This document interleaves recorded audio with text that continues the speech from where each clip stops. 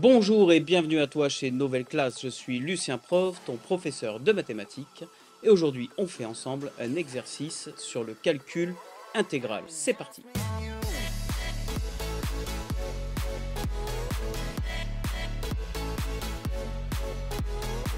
Alors voici l'énoncé. Déterminer la valeur moyenne de la fonction f de x qui est égale à x carré sur l'intervalle 1, 2. Alors je vais te laisser quelques minutes pour réfléchir à cette question et on se retrouve juste après avec les bonnes réponses.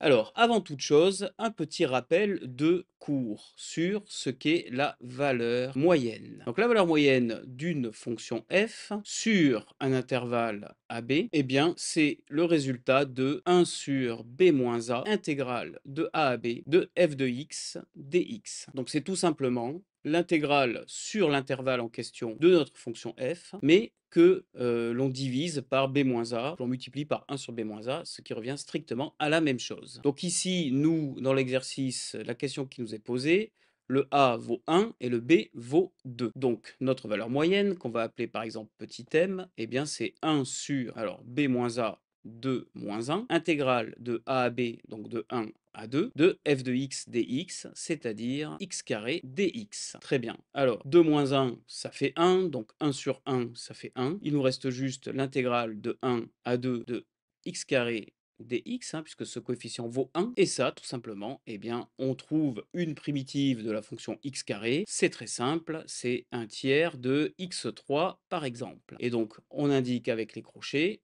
que on prend cette primitive entre 1 et 2. Ce qui signifie que d'abord on va écrire cette formule en remplaçant le x par 2, donc 1 tiers fois 2 puissance 3, moins, et cette fois-ci on reprend cette même formule, mais cette fois-ci on remplace le x par la valeur 1. On n'oublie pas le moins entre les deux. Donc 1 tiers de 1 puissance 3. Ce qui nous donne donc 2 au cube c'est 8, donc ça c'est 8 tiers, moins, et 1 au cube bien évidemment c'est 1, et donc 1 tiers fois 1, ça fait 1 tiers. 8 tiers moins 1 tiers, cela nous donne 7 tiers. Et voilà la valeur moyenne de notre fonction f sur l'intervalle 1, 2. J'espère que c'est ce que tu avais trouvé. Dans tous les cas, je te dis à très bientôt dans un nouvel exercice.